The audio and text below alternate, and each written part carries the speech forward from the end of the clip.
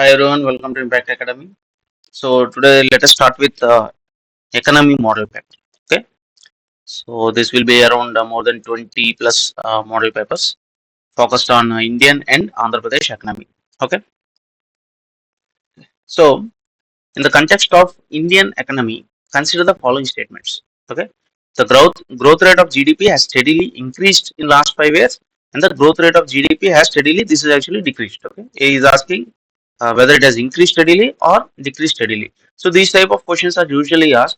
So you have to remember, okay, the trends especially GDP trends. Okay, so if you look at the growth rate here in the recent budget also they have given. For example, this is the India dollar GDP growth rate. This is given in the recent budget, okay, interim budget of the union government. So this is the dollar GDP growth, and this is the world dollar GDP growth rate. So if you look at it in the last 5 years, so we are in 24 or 23, you can say somewhere here. Okay, so starting in this last 19 to 24, you can see there is no steady increase or steady decrease. Okay, these trends are important. There are fluctuations. Now specifically if you look at the proper GDP, okay, even from exam point of view, you have to try to remember these numbers also. So 23 24 right now it is 7.3. Okay, and this is what growth rate. And what is the total GDP in lakh crores? 171 lakh crore. Okay, so this is 23 24. This is the latest. Here during the COVID time, you can see that it has dipped to even minus 5.8 GDP growth. So try to remember this. In the last decade, if you see, there is a constant decrease and it has dipped to minus 5.8, and again it has bounced back to 9.1, which is of course obviously because of the variation. It is 9.1, which is you can say highest in the last decade. Okay, highest GDP growth we have seen in 21-22. Remember that also. And this during the COVID period in 2020-21, we had the lowest in the last few decades, minus 5.8. And currently our GDP growth rate is at 7.3%. And the total GDP in lakh crores is 171. Okay, 171 lakh crore. And this is India's real domestic product. Okay, and CAGR to 2019 to 20. So from here, last couple of years, the growth rate, okay, compounded annual growth rate is 4.1%, and from 1425 to 2018-19, 7.4%. Anyway, try to remember this. First thing is try to observe the trends. The GDP has neither it hasn't continuously increased or it hasn't continuously decreased. Okay. There is always a fluctuation in the last 5 years, and especially you can see the fluctuation very clearly. In 2020, it has gone to minus 5.8. Again, it has increased, decreased, and more or less stabilized. So, so in the context of Indian economy, consider the following statements: neither A nor B. Okay, this is increased, this is one is decreased. This is a spelling mistake anyway. So, which category accounts for the highest expenditure in the budget for 24-25? So, for 24-25, so that is the current latest budget. If you look at, um, see where rupee comes from and where rupee goes to. So, where rupee is going, that is the expenditure. So, we can say the highest is this 20%, right? Interest payments.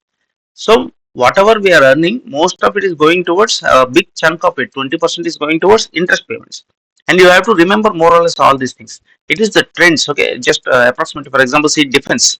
Defense is 8%. That is a very huge expenditure, right? See subsidy is 6%. That's also huge expenditure. And see central sector schemes, we are putting 16%. And centrally sponsored schemes. Central sector schemes is where the central government gives 100%. For example, we have PM Kisan, okay, Fasal Bima Yojana, etc. Some of these schemes which are central sector schemes, there the central government funding is 100%. When there is centrally sponsored schemes, for example, there are many schemes which has a central government will fund how, part of it, okay, 60-40, it can be in that ratio or it can be 90-10, especially in union territories and hilly terrain areas, etc. Okay, anyway, centrally sponsored scheme is not completely by central government. Some part of it is by central government and some part of it is by state government, etc. Okay, and you see pensions 4%, other expenditure 9%, states share of taxes and duties. So this is equal to the interest payments.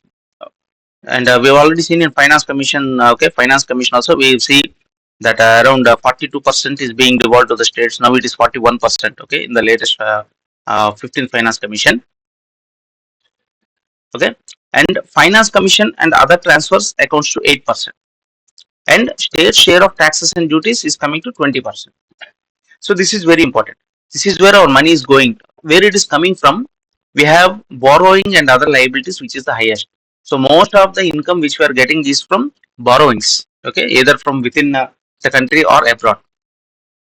Next, income tax and corporation tax. Okay, so these two are very important: income tax and corporation tax and the GST also. Okay, these try to remember in a ascending order or descending order also. Okay, so borrowing is the highest, 28%, followed by income tax 19%, followed by GST. Okay, GST is 18%, followed by corporation tax 17%, and non-tax receipts 7%, and the customs is 4%. Customs is mostly import export. Okay, import duty, export duty, everything. And union excise. Excise means mostly anything on production, okay, liquor and all these things, alcohol, all these things will come in the excise. So observe this, that the excise duty is 5%, customs is 4%. So excise is more than the customs. And in general, borrowing, income tax, GST followed by corporation tax. These are the highest. That is where our money is coming from, and where it is going to the highest, because we are borrowing the highest, obviously we are paying interest also on that level, whether it is IMF or World Bank or whatever it may be. Okay, whether it is internal or external, most of the money is going to interest payments, 20%. Anyway, let's go back to the question. So which category accounts for the highest expenditure in the budget for 24-25? Now, grants in aid for creation of capital assets, okay, tax administration, defense, interest. So we have seen defense already. Defense is 8%, right? But interest is 20%. Okay. So highest is interest payments. Interest payments we have already seen 20%. 20% is going away for interest payments. So remember that.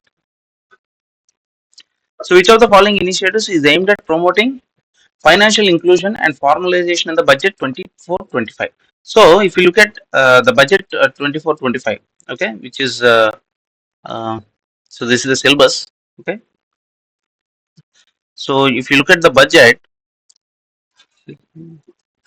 so key features of the budget, this is interim budget. Okay, so by the time before the exam, if there is a new budget, then we'll add that also. So also remember this: who is giving the budget? Is the Ministry of Finance. Okay, budget division. These questions are also asked. Okay, who gives the socio-economic survey? Okay, Central Statistical Organization (CSO), and who presents the budget is the Ministry of Finance. Try to remember these things. Such questions are also asked, especially when we are preparing for Group 2 also. When there are 75 questions exclusively on economy, all kinds of questions will be asked. Remember that. Not only tough questions, one lines will be asked, all kinds of questions will be asked. So you have to prepare from all point of view. So this time we have this what's called as the Vikshit Bharat. Okay, by 2047. Try to remember that. Prosperous Bharat in harmony with nature, modern infrastructure, and opportunities for all. Sabka Saath, Sabka Vikas. Sabka Saath, Sabka Vikas, Sabka Vishwas, and developed India at 2047. Okay, all this is fine.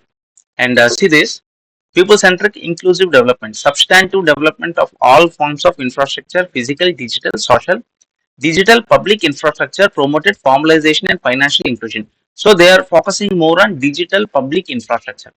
Okay. Also, they want to increase the GST, strengthen the financial sector, gift IFSC, a robust gateway for global capital and financial services for the economy. Okay, this is also frequently in news. I think in Gujarat there is one thing called as the gift city, and we want to manage inflation. A lot of questions will come on inflation. Okay, both theory, what is core inflation, headline inflation, those things will come, and try to read the theory also. Okay, don't just go for current affairs, because half of the questions may come from current affairs, but you need to have a very strong foundation in theory also. So what is inflation, or what is indexes, all those various indexes, how they are calculated. Okay, And what happens if a particular thing goes up, goes down, especially economy, you need to be very clear. Okay, otherwise you'll get confused. So, which of the following initiatives is aimed at promoting financial inclusion and formalization? So, we've seen digital public infrastructure. So, PM Mudra, PM Kisan, Ayushman Bharat, they're all already there, not specifically to 24-25. In 24-25, we have seen digital public infrastructure promoted formalization and financial inclusion. Okay, so in the past for financial inclusion, we've had Mudra Yojana and all those things, but now it is digital public infrastructure. Remember that. So, which four new towns have been designated as towns of export excellence in addition to the existing 39 towns under FTP 2023? So, if you look at FTP 2023, okay, so foreign trade policy.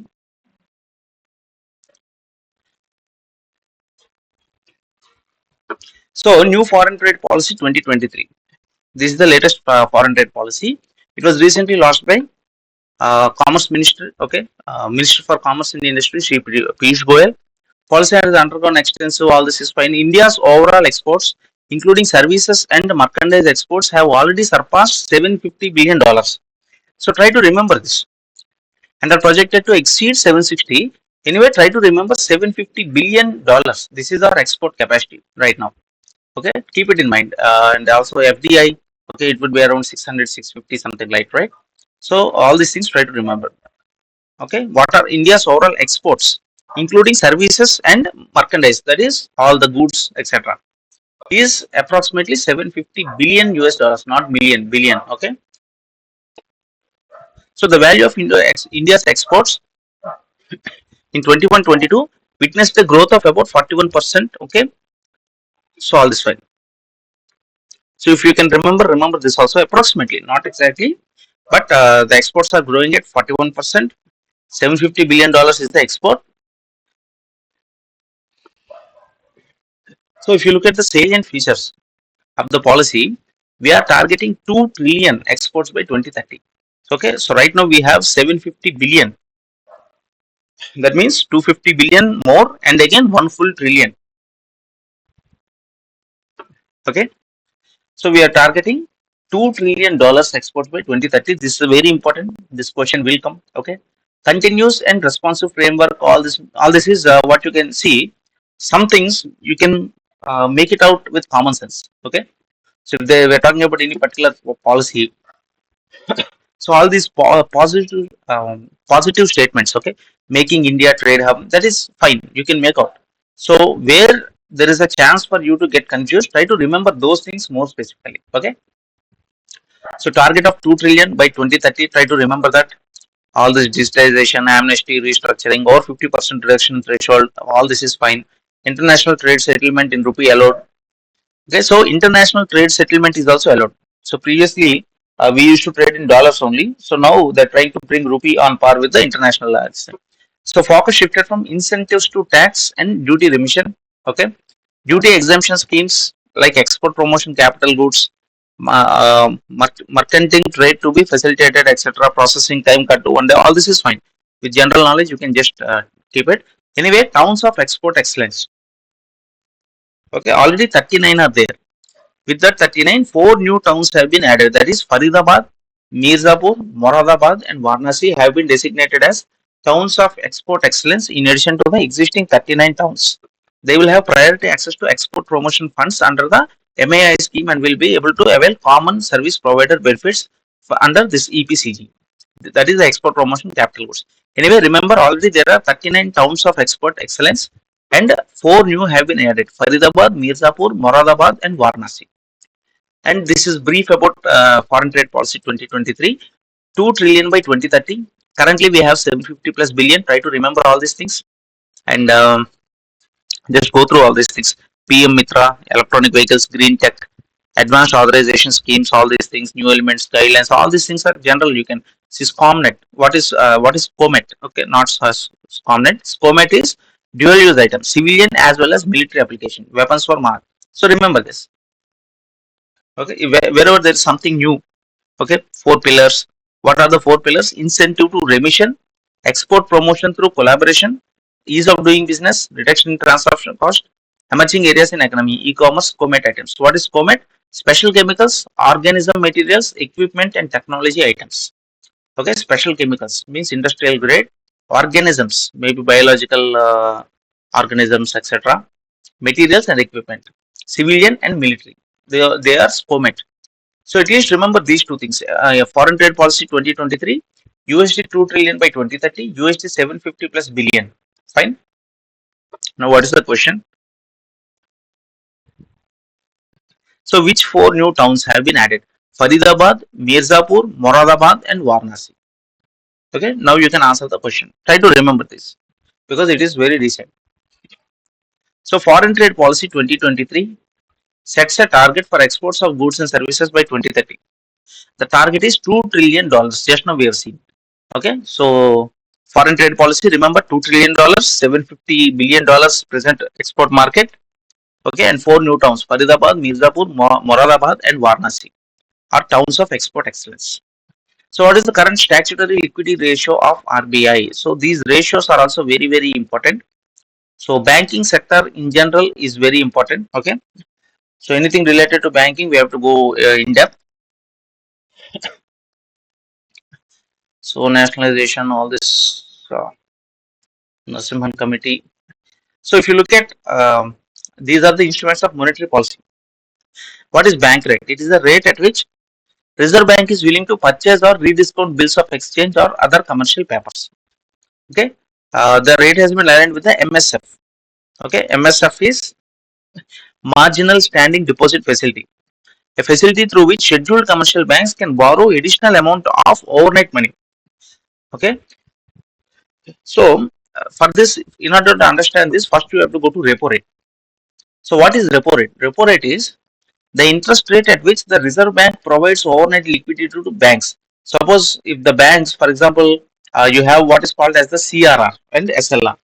Okay, what is CRR? CRR is the cash reserve ratio, the average daily balance that a bank is required to maintain with the Reserve Bank. Okay, so for example, every bank has to maintain such. Suppose let us say there is every bank has to maintain 100 crores as per its net demand and time liabilities. That is loans and deposits. Net demand means all the savings account, current accounts, everything, and liabilities. These loans, okay, whatever loans. Actually, this is liabilities are actually demand. I mean, savings bank account and all these things. Because if the customer asks his money, you have to give it back. So it's a liability. Okay, loans are actually considered as assets because when the bank gives loan to a customer, he pays interest plus the principal. So that is generating money. So that is why always loans are considered as assets, and these savings bank account, current account, and all these things are considered as liability because if a customer is having 1,000 rupees in his account, whenever he asks, the bank has to give it back. Okay, so always Reserve Bank of India says that you have to maintain a cash reserve ratio. Suppose you have to maintain 100 crore in the form of cash. Okay, because everybody is saving their money and the banks are giving it as loans. Okay, so you have 10,000 rupees, the bank is giving 10,000 rupees loan to someone. But if you want to take back your 10,000 rupees, immediately the bank should be able to give. So it should maintain a certain reserve. Okay, those reserves are cash reserve ratio and statutory liquidity ratio. Cash reserve is in the form of cash, and statutory liquidity ratio is not just in the form of cash, it is in the form of liquid assets. That is securities, cash, gold, etc. That means, see, if gold is there, gold is equal to money.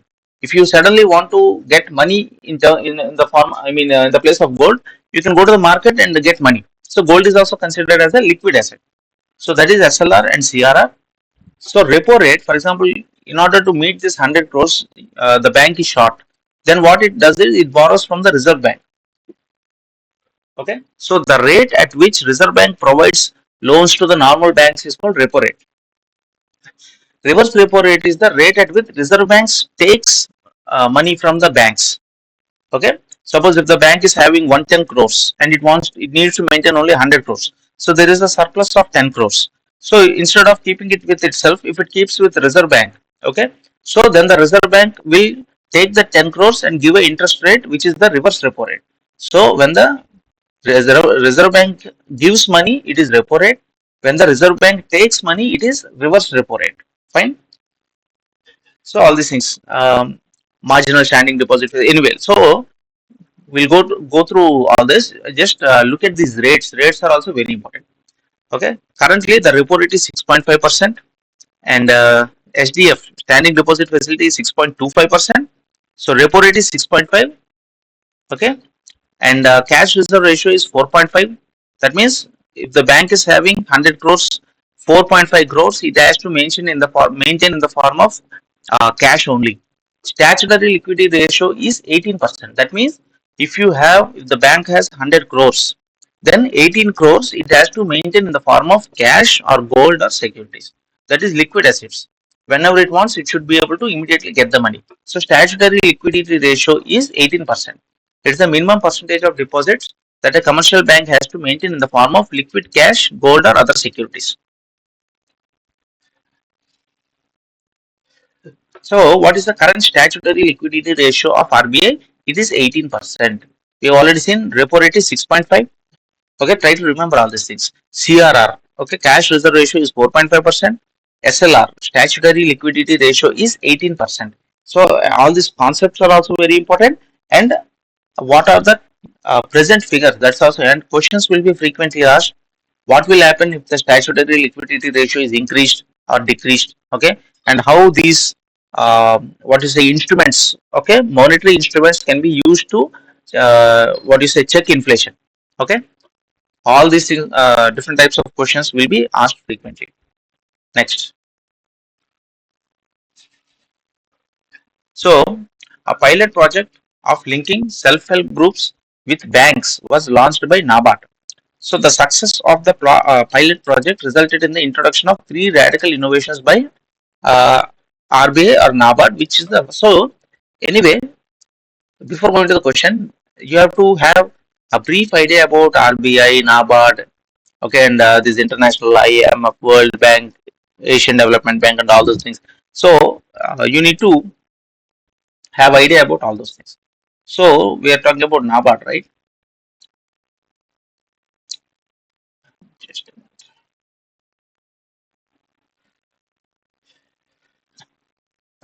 so let us briefly look at NABARD. So NABARD was established in 1982. So try to remember this. Okay, NABARD was established in 1982 under the provisions of National Bank for Agriculture and Rural Development Act 1981. So NABARD Act has come in 1981, and in 1982 NABARD was established. So what NABARD will do? Okay, it provides credit for the promotion of agriculture, small scale industries, cottage and village industries. Okay, handicrafts and other rural crafts and etc. So, if someone wants what you say a loan for a big multinational company, okay, then he cannot go to NABARD. Okay, as such, NABARD gives the loans to other banks. Okay, NABARD is more like a refinancing agency. So, for example, State Bank of India is giving loans of 100 crores to farmers. Then NABARD will give loan to State Bank of India to give that loan, to give that money in the form of loans. Okay, like that. So, NABARD acts as a coordinator or supervisor in the operation of rural credit institution. So, try to understand this. The main purpose of NABARD is rural credit, handicrafts, village industries, agriculture, etc. Okay, so like RRBs, cooperative banks, RBI has delegated its supervisory powers in case of rural sector to NABARD. Okay, so this is very important point. Try to remember RBI when it comes to anything regarding banking in India, RBI is the head. Okay, the Reserve Bank of India, which was formed in 1935 through the Reserve Bank of India Act 1934. In 1935, the Reserve Bank came into what you say operation, and it was nationalized in 1949. All these are very important. And before becoming the Reserve Bank, the bank began its operations by taking over from government the functions of being performed by control of currency and from the Imperial Bank of India. Okay, so you from this Imperial Bank and the British government. Okay, the Reserve Bank was taken over. It was established with the Reserve Bank Act of 1934. It commenced operations in 1935. This is very important. 1935, and in 1945 it was nationalized. Fine. So previously the Reserve Bank was also private entity, but after independence it was nationalized. And if you look at the banking nationalization, okay, so we'll look into that nationalization. I mean, in two phases, all the banks were nationalized. Okay, that's also very important. Narsimhan committee and everything. Okay, so RBI has all the powers regarding the supervision of any banking activity, but RBI has delegated its supervisory powers in case of rural sector to NABARD while retaining its regulatory powers. So regulatory powers are with RBI, but supervisory powers in rural sector are with NABARD. Very important. So it assists in policy formulation, okay, in with government of India, RBI, state government. So basically policy formulation, especially regarding rural credit, NABARD, okay. Training, research facility, all that is fine. Does not extend direct credit at individual level. See, this is very, very important. It does not extend direct credit at individual level. That is, you and me cannot go to NABARD and take the loan. Okay, it will finance. It will finance those institutions which provide financial assistance to rural sector. For example, there is a Grameen Bank. Okay, AP Grameen Bank or something. So that bank is giving money to farmers. Okay, etc. So NABARD will finance that particular bank. Okay, so NABARD is a institutional credit. It does not give credit to individual. It gives credit to institutions. Okay, so try to remember all these points and try to remember 1982 also.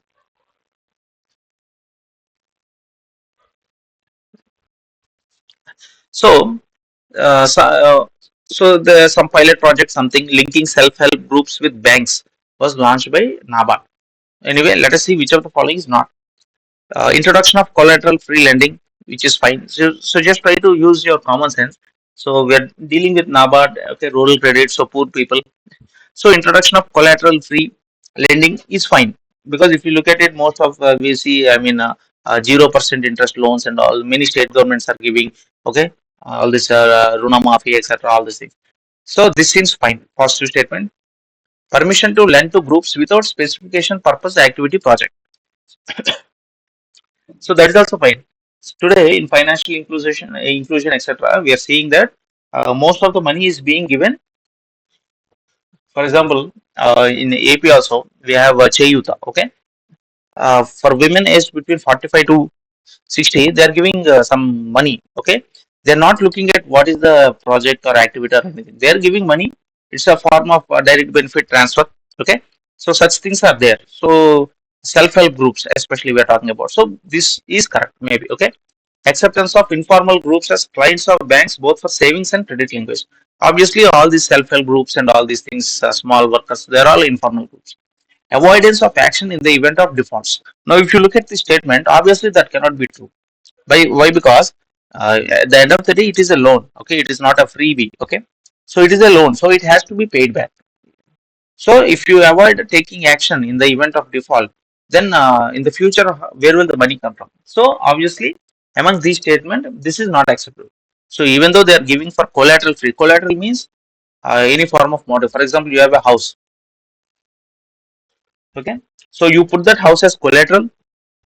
If the house value is 10 lakhs, then the bank will say, I will give you 6 lakhs. Okay, so that in case you don't pay the money in the future, he will sell the house which is worth 10 lakhs in the market. Easily the bank will get 6 lakhs or 7 lakhs, whatever. It will clear the loan and the remaining amount it will give back to you also. Okay. So collateral is very important usually when loans are given. But because we are dealing about what you say, financial inclusion, okay, self-help groups who are not financially very strong. So introduction of collateral free lending, all these things are part of this pilot project of linking self-help groups with the banks. Okay.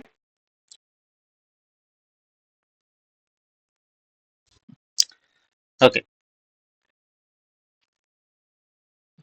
So which of the following is not a Navaratna or a Maharatna company in India? So, if you look at various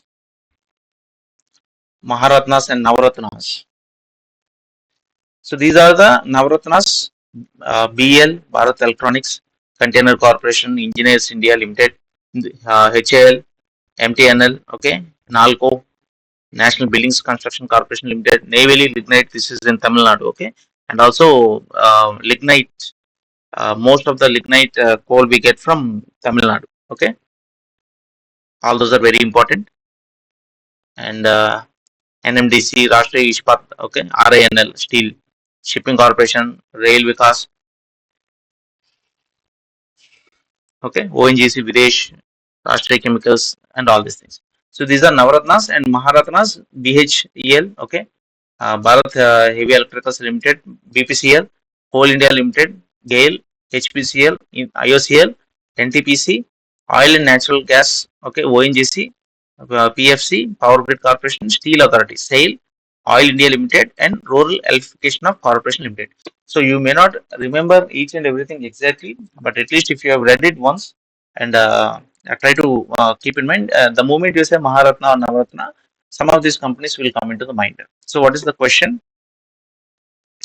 So which of the following is not a Navaratna or a Maharatna company? So oil, ONGC, okay, we have seen ONGC is there, NTPC is there, National Thermal Power Corporation, IOCL, Indian Oil Corporation, all these three are there. Industrial Finance Corporation, IFC is not there, okay. So we have just seen all the other three are there. So consider the following statements regarding the Economic Survey 22-23. So it's presented by the Chief Economic Advisor in Parliament. India achieved its target of 40% installed electric capacity from non-fossil fuels ahead of 2030. Okay. So economy is expected to grow in the range of 6% to 6.8% in the financial year 23-24. So economic survey right now, we don't have the complete economic survey. We they've given some just what is that some this particular thing. Okay, they've given some India economy something. Okay, until the election is over. Okay, the India growth story. This is like the economic survey for the time being. But since the election is over, they might any moment new economic survey might come. So this also has a lot of information. So whenever required, we'll look into that. So until the economic survey latest one comes, we can just go through the old one. So so economic survey. So if you look at the economic survey, okay, it is given by Ministry of Finance, Department of Economic Affairs, Economic Division. Okay, for budget we have seen budget division, and this is also Ministry of Finance, right? So you have to remember like the census or uh, what is this economic survey, budget, okay, caste census, etc. All these things, the document and which is the organization which gives. So this is Department of Economic Affairs. Now the question what is asking is it is presented by the Chief Economic Advisor in the Parliament. See in the Parliament the Chief Economic Advisor will not be there. Okay, Parliament means only President and all the members of the Lok Sabha and the Rajya Sabha. So the Finance Minister will present it in the Parliament, not the Chief Economic Advisor. Fine. But in general, if you observe, it is under the Ministry of Finance, Department of Economic Affairs, Economic Division. Okay. So India achieved its target of 40% installed electricity capacity from non-fossil fuels. That is solar energy, wind energy, and all those things, which is completely true. Fine. So already India has achieved the target of 40% installed electricity capacity from non-fossil fuels ahead of 2030. That is fine. And the economy is expected to grow in the range of 6 to 6.8% in the financial year 2023-24. So this is also there. We'll look into the latest economic survey when it comes. That will be better. Anyway, try to remember these things. So identify the correct sequence sentence about the Ramayapatnam port in the following. So he has given about Ramayapatnam port. If you look at the ports are very important. See, here is Ramayapatnam. It is somewhere in Nellore, okay, Chittoor. So it will be Nellore. This area is approximately Nellore. So anyway, see in Srikakulam you have Megavaram, Bhavanapadu, okay, and all these things. Then you have Visakhapatnam port is the one major port of Andhra Pradesh. Central port is Visakhapatnam port, and these are all other minor ports. Okay, Nakapalli, Tondangi, Kakinada is also what is the Kakinada port is also famous. Kakinada SEZ port, deep water port, and all those things. Gangavaram port is also very famous. Okay, Narsapuram, Machilipatnam, okay, in India district. Nizampatnam port, Vadarevu, Ramayapatnam, Krishnapatnam, and Dugrajpatnam. So these blue color things are proposed ports. Okay, they are going to come. And here you have anything Bimli, okay, Gangavaram, Kakinada, Rava. Rava is also there, East Godavari. Okay, East Godavari, Rava port, Narsapuram, and you have Nizampatnam, Vadarevu, Krishnapatnam, and there is Ramayapatnam. Okay, so Bhavanapadu, Kakinada, and there is one Molapeta port. Okay, recently here somewhere in the north only Molapeta port has also try to keep that in mind. Molapeta port is also in news. So these are the various ports, and you have to remember the various ports and in which district they are there.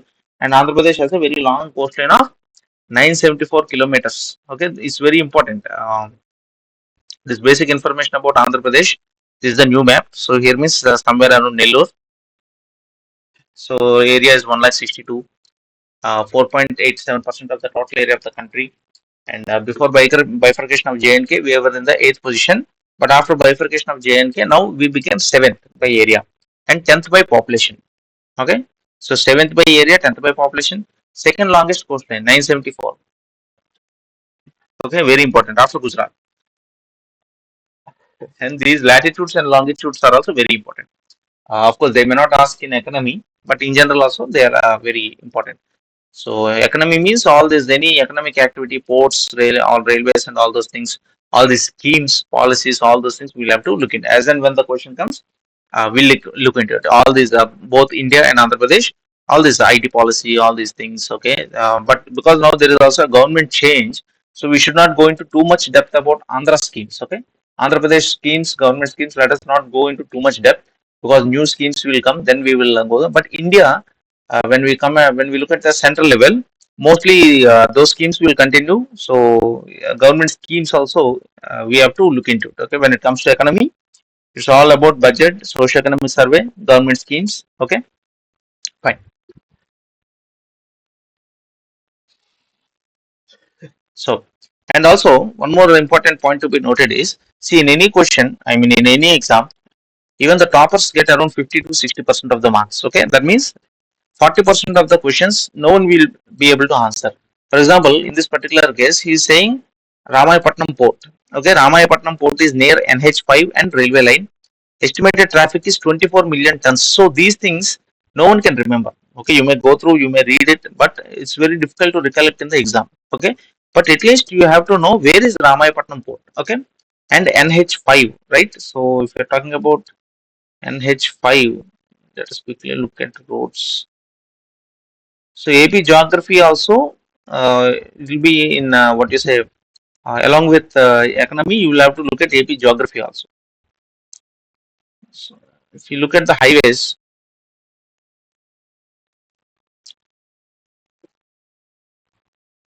NH5, there is a, see Ramayapatnam port is somewhere here. Okay, Ramayapatnam port is somewhere here, and NH16, this major highway which is going from this Kolkata to Chennai, that is NH16, right? NH16 is Chennai to Kolkata. That is one prominent thing. And you have NH40. NH40 is Karnool Ranipet. Okay, Karnool Ranipet is this one. And you have NH44. NH44 is Jammu Kashmir, Tamil Nadu. So this is coming from Jammu Kashmir to Tamil Nadu. So these are three major highways you can say in Andhra, which you have to remember. NH16 is from Kolkata to Tamil Nadu. NH44 is from Jammu and Kashmir to, where is it? Jammu and Kashmir to Tamil Nadu. And NH40 is Karnool Ranipet. Okay. So NH5, these are all state highways. Okay. So, okay. See, NH16, previously it was called as NH5. Okay. So now there is no NH5. Previously this was only NH5. Now it has been renamed as NH16. So Ramayapatnam port is near NH5 and railway line. So now you can say NH16. So this is true. Okay. And Navayoga Engineering Company Limited. Okay, fine. All these things no one can remember. But fine. Just for the say Navayoga. Estimated traffic 24 million tons by 24-25 and 25 million tons capacity in phase 1. Anyway, so if you can remember, that's fine. But at least remember that there is a upcoming port called Ramayapatnam port, and it is in the Nellore Chittur region. Okay, that is more important. Remember where is the port and what are the other ports. So go with a general approach, you will be able to answer the questions better. And remember, even the toppers will be able to answer only 50 to 60%, not more than that. So don't try to uh, go for 100%. Whatever you can, I mean, read and try to recall, repeat it multiple times. For example, look at this question. As part of the budget allocation for 24-25, how much has been allocated to general education sector? So as I said, budget, this is, see, you can look at the options. This is talking about Andhra Pradesh, okay? Because for India level, it won't be so less. In India level, everything will be in the terms of a lakh crores, okay? It will cross 2 lakh crores like that. So we are talking only in thousands, 33,000. So such a small amount will be for the state only. So we are talking about state budget. So if you look at Andhra Pradesh budget,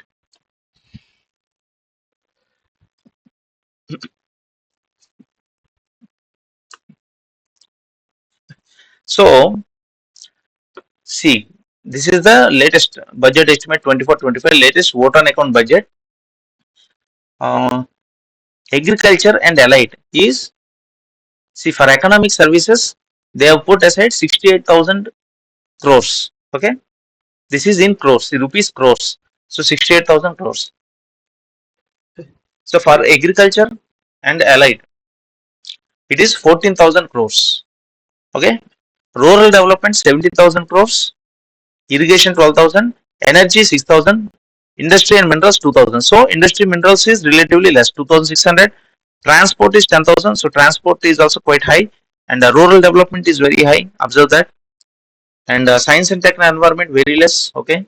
General services 4,000. Fine. So that is economic services. In social services, education is very high. See, 33,898. Very very high. Okay. So till now, highest we have seen is rural development 17, agriculture 14,000. Okay, education, so much emphasis is being given. Okay, so education is 33,000. So as a group 2 aspirant, if you are preparing for group 2, especially the coming group 2, you literally have to remember some of these things at least. Fine, at least which are the very high, which have a lot of, okay, high numbers. For example, education. Okay, so education is 33,008. It's perhaps the highest, right? See, there is one more high, which is welfare. Okay, social welfare. 44,668. That is the welfare schemes is the highest. Okay. So what is the highest? Welfare schemes. And then you have general services. General services 96,486. So general services means all these e-seva and all the government services, Sachivalayams, all these things, everything come. So that is the highest. Highest has been provided for general services, 96,000 crore. Okay, but that aside, if you look at specific, the welfare department is given 44,000 crores, highest. Okay, urban department has 9,000, which is good. Medical is so, see, we have this Nadu Nedu program, right, recently. So more emphasis has been given to medical and education. So remember this. See, agriculture is always, you have to remember, agriculture is the backbone of any economy, and rural development is very important. Okay, so agriculture is 14,000. Try to keep that in mind. Rural development is 17,000. Remember it. And transport also 10,000. And you have education 33,000, very high. Education is 33. And medical is 17,000. Remember that. Housing 7,000. Fine. Medical is 17,000. Okay. Education is 38,000. Medical is 17,000. Highest is welfare. Okay. Welfare schemes have been given highest after the general services. Remember all these things. Okay. All these are very, very important. Now, as part of the budget allocation for 24-25, how much has been allocated to general education sector? 33,893. We have just seen. Okay. Welfare 44, education 33, and we have seen rural development 17,000, agriculture 14,000, transport 10,000, medical. Okay, medical is 17,000. Okay, all these things try to remember. Very, very, very important. Agriculture, I repeat, agriculture 14,000, rural development 17,000, transport 10,000, education 33, medical 17, housing 7, urban development 9, welfare highest 44. Fine. Next, percentage share of various sectors in state economy. So we are talking about state, Andhra Pradesh. Okay, so this is also very important. See,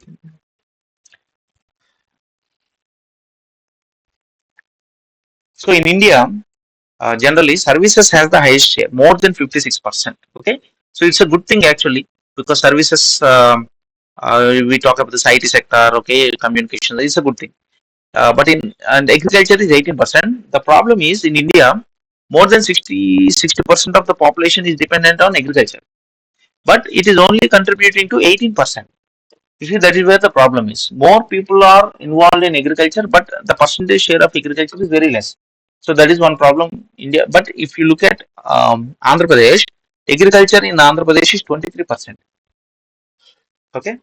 So and industry is 41%, which is actually highest. Okay. Usually what happens is services will be highest, industry will be second highest, agriculture will be third.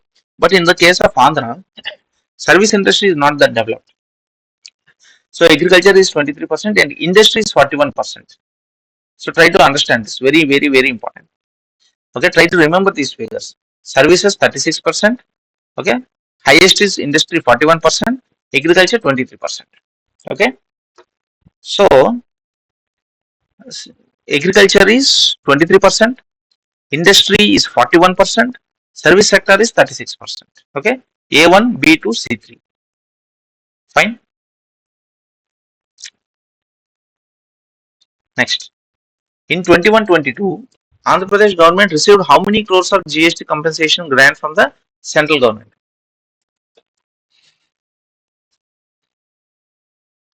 So again, so currently we are looking at 24-25 budget, right? So no need to go and look into 21-22 budget. Such a question may or may not be asked. Even if it is asked, you cannot remember. Just in general, remember that GST collections right now are about 1.6 lakh crore. Okay. Previously, when it started, it was around 50,000 crores per month collection. Right now, it is around 1.6 lakhs on an average, 1.6 lakh crore collection per month. Okay, GST. It was introduced in 2017. GST Council, all those things. Try to remember, but no need to go into old figures. Okay. So, which is the recorded cropping intensity in the state of Andhra Pradesh for the year 21-22? So again, 21-22 is quite long. No need to go there. But if we are talking about cropping intensity, fine. So agriculture in general is very important anywhere, whether it is Andhra Pradesh or India. So let us quickly look at some agriculture figures. Okay, this is so as I said. So area we have seen 4.87 population and all these things. Especially we are talking about agriculture, right?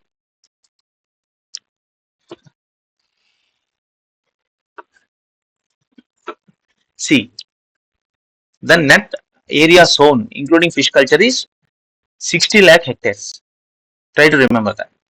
And the percentage to total area is 37%. That means out of our total area, that is 1,62,000 square kilometers, 37 percentage, 60 lakh hectares is being used for agriculture. Okay, forest is 22.63. Okay, so forest is 22.63.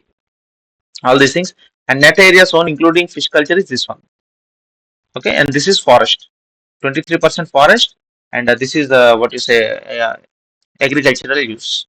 And this is land put to non-agricultural use. Okay, barren and uncultivable land, fallow lands, and all these things. Okay, so remember as much as you can. At least remember these two figures. And forest is also very important. 60 lakh hectares. So how much land we have under agriculture is 60 lakh hectares. And what is the percentage? 37.05. And forest is 22.63. And as per government rules, it should be 33 something, right? So we have 23, almost near to 23. At least remember that. And this commercial land, non-agriculture is 13%. All this real estate, buildings, and everything is only 13%. Okay, most of it is either forest or agriculture. So if you look in the city, you will see this 13%. Okay, but if you go out of the city, go to the villages, go to interior areas, you will say either cultivated area or forest area or barren lands. Okay, all these things. So try to remember these figures. Okay, so no need to go to these old figures, but anyway, remember The cropping intensity in the state of Andhra Pradesh is 1.23. Roughly remember that.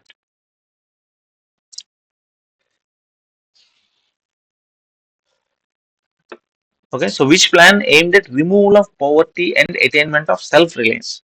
So today planning commission is not there. Okay, planning commission is okay. So we'll look in the next class. Okay, planning commission and all those things, because plans, all these plans are also very important. Okay, that's all for today.